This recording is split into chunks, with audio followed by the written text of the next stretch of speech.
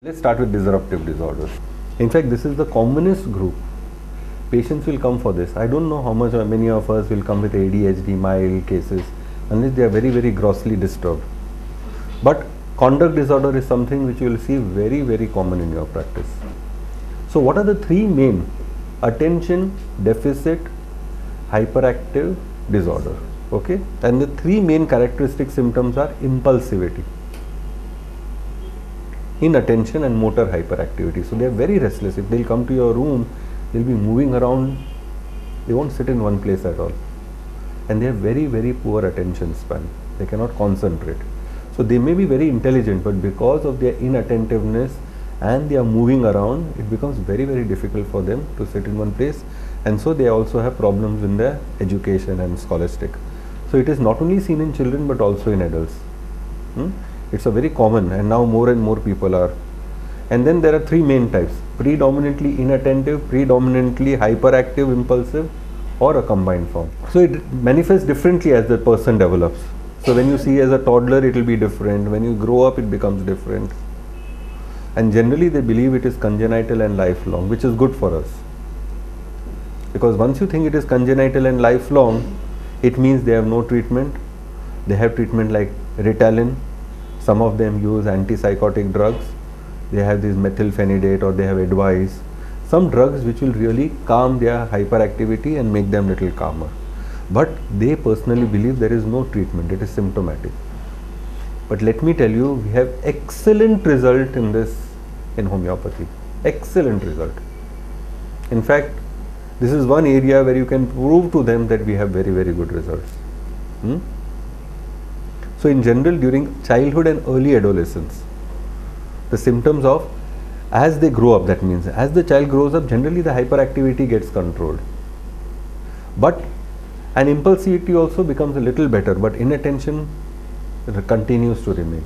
So as adults, they will only have this lack of concentration.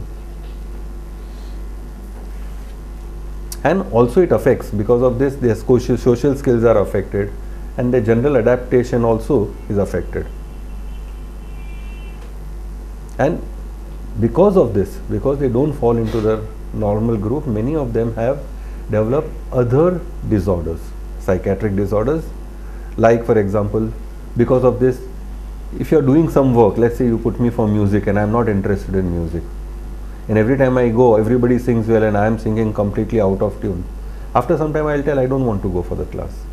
So because they cannot cope up with their education, they very often drop out, or they get into the group to make themselves feel important. One is you get high from getting very good marks in your exam, but if you can't get that high, then you try to get your high by getting into the wrong group and try to show, see, we are very smart, we are very bindas, or whatever you want to call. So very often they go into substance abuse. You will see those boys in a group standing out and smoking cigarettes, because they want to say, try to be different in a different way to assert that we are better than you all. Then often these car accidents, traffic violations, also because of their impulsivity. So very often these things are associated with these ADHD group. And eventually you also see, as they grow up, mood disorders. They have highs and low mood, somatization, psychosexual, and all other disorders come. But many of them, as they grow up, because they have problem with socializing, many of them, why should we treat if the hyperactivity is becoming less, impulsivity is becoming less? Problem is many of them might land up becoming antisocial. Antisocial means get into criminal activities, do certain things, because the straight way is difficult for them, so they go into the devious methods to make up for whatever is the loss. And also because they have got a lot of negative programming. All the time they have been told you are useless, you are like this, and a lot of criticism, which also affects their self-esteem. So they very easily, if I am like this, might as well do something like that. So very often they go into this antisocial. So what have you learned? From homeopathic point of view, how do you see this?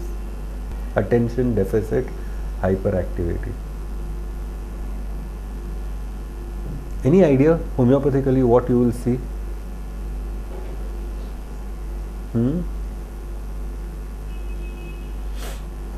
What sort of remedies will come? Tarantula. Tarantula, very good. What else? Arsenicum. Arsenicum, I doubt. Tuberculinum. Medorinum, anacardium. Okay. But the truth is,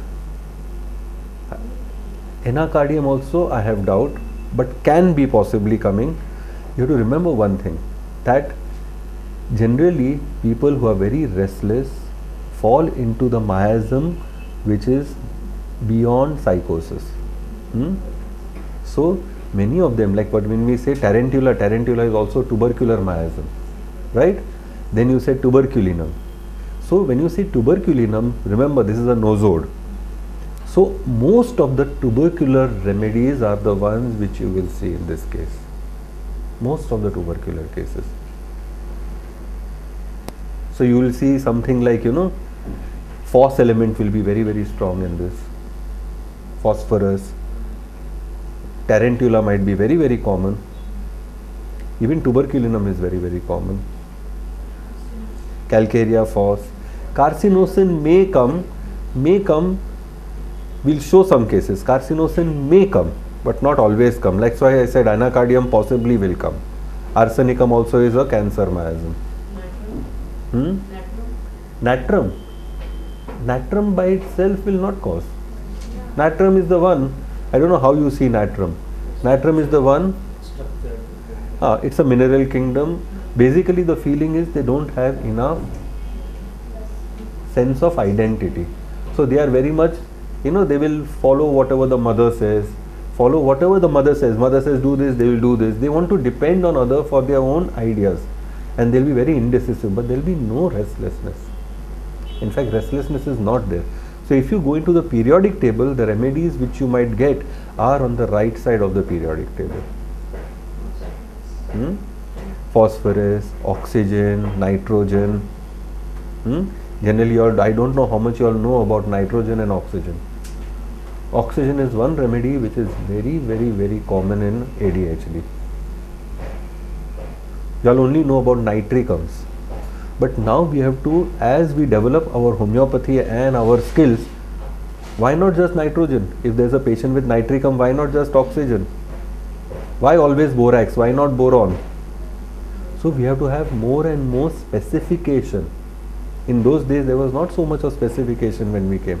But now we prescribe more and more boron, beryllium, lithium,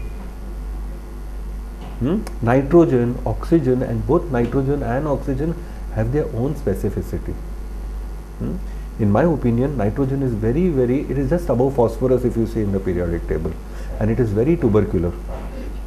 And the whole feeling is, the feeling is of like a child which is in the birth process and coming out of the womb. So imagine there is an obstruction. What will happen? Let's say there is a cephalopelvic disproportion and the baby is in the process of coming out. It's a life and death situation. It's like I am stuck in a narrow place. I have to break free or I can die. And very often nitrogen wants a lot of space, wants to movement, because when you have movement, then you feel you are free. Because her inner delusion or his inner delusion is, I am stuck in a very narrow place. This is also the theme of tuberculinum. What does the tuberculum feel? I have to do a lot of things in a very short time, and they cannot, like operation, any form of closure on them, they want to break free.